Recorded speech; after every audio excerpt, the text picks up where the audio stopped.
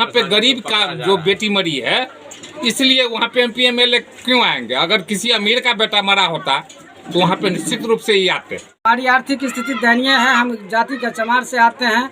हम जो है सो गरीब परिवार से बिलोंग करते हैं। हमारे 10 आदमी के पास पहुंच नहीं है, पकड़ नहीं है, इसके वजह से नहीं आता। अगर हमारे पास भी अगर पकड़ रहता तो हमारे पास स्वतः हुआ आ जाते। इससे सीख मिलता है पूरे समाज में जो है सो अब जो है सो किसी घर में बेटी और दामाद पर विश्वास करना भी उठा देगा।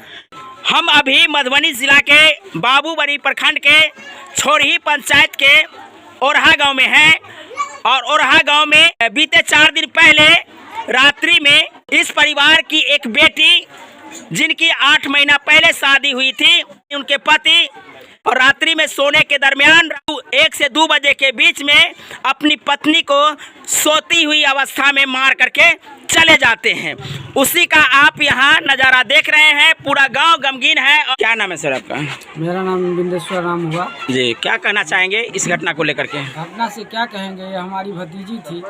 इनको जो है जो हत्या हुआ, निर्मम हत्या किया गया है।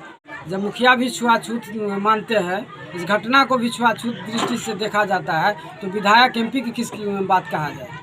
अच्छा, इस घटना को लेकर क्या मांग करते हैं? इस घटना के लिए क्या मांग करेंगे? उसको जैसे हमारी भतीजी हत्या जो की गई है, उसको जो है सो कड़ी से कड़ी सजा दिया जाए। इससे सीख मिलता है पूरे समाज में जो है सो अब जो है सो किसी घर में बेटी और दामाद पर विश्वास करना भी उठा देगा। और सवाल जहां उठता है कि बेटियों को दामाद को सौंपने की जो बात हो रही है, एक विश्वास का डोर होता है और ऐसे में कैसे विश्वास किया जाए, ये सवाल बना हुआ है। कि और कुछ लोग हैं यहाँ, इनसे बात कर लेते हैं। क्या नाम है सर आपका? मेरा नाम अनिल कुमार सहनी है जी।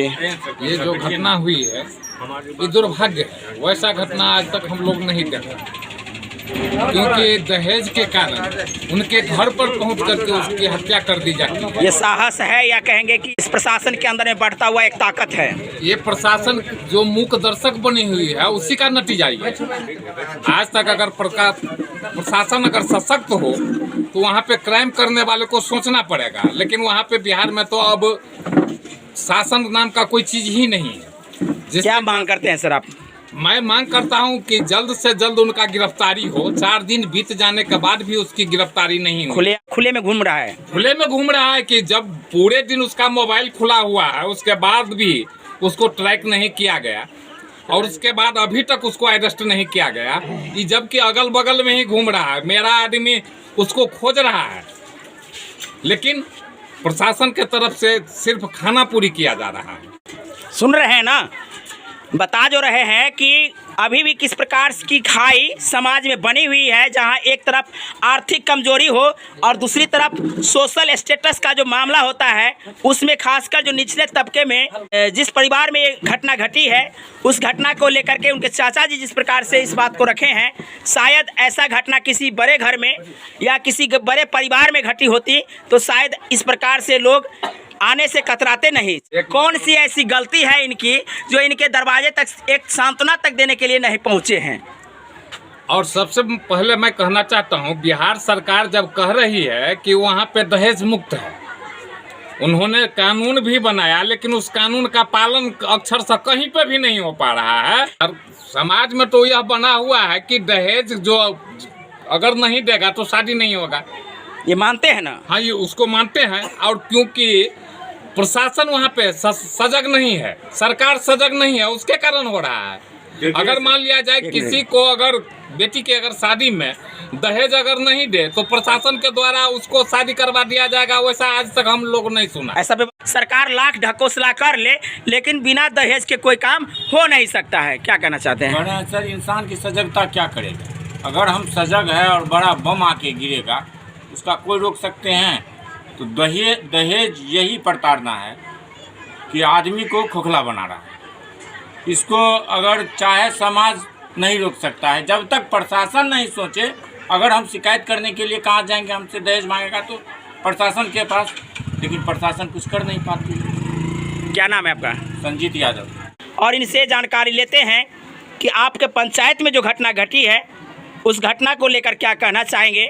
क्या नाम है आपका? जी सर, मेरा नाम मोहम्मद जावेद अकबाल हुआ जी। कहिए। सरपंच ग्राम पंचायत राज छोरही। बहुत दर्दनीय घटना है ये, इतना दर्द है हम लोगों के अंदर। अगर प्रशासन सजग होती तो वो उसी दिन पकड़ा जाता। क्यों कि मैंने भी उस लड़का को कॉल किया था 11:30 बजे तक उसका मोबाइल, अगले दिन 11:30 बजे दिन में नहीं हम 11:30 बजे तक लगाए थे, तब तक उसका कॉल लगता रहा, लेकिन प्रशासन उसको नहीं पकड़ सकी। तो कहीं ना कहीं प्रशासन में कमी है, बस मैं इतना ही कहना चाहता हूँ। कहीं ना कहीं प्रशासन में कमी है, जो आप देख रहे हैं, सुन रहे हैं। यानी उस दिन अगले दिन तक उनका मोबाइल खुला था, जिसे ट्रैक करके उसे कैप्चर किया जा सकता था। वो खुले में घूम रहे हैं। क्या नाम है सर आपका? मेरा नाम अनिल कुमार रावत है, चौरी का मैं भूतपूर्व मुखिया हूँ। जी, क्या कहना चाहेंगे इस घटना को लेकर? ये तो बहुत दर्दनाक घटना है और इस परिवार से मेरा बहुत अच्छा संबंध है।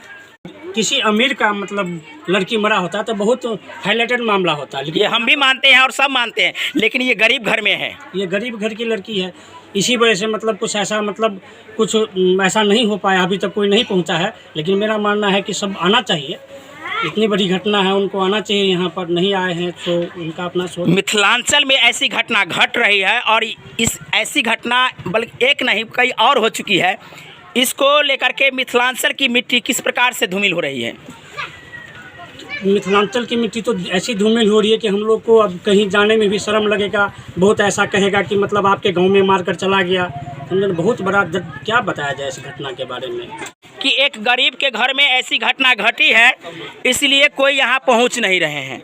यही घटना किसी और के घर में घटा होता, ऐसा ही घटना किसी बड़े घर में घटी होती, चाहे नेता के घर में हो या बड़े ओहदे वाले लोग जिनके घर में ऐसी घटना घटती, तो शायद ऐसी दुर्दशा या ऐसी व्यवस्था या ऐसी स्थिति देखने को नहीं मिलती।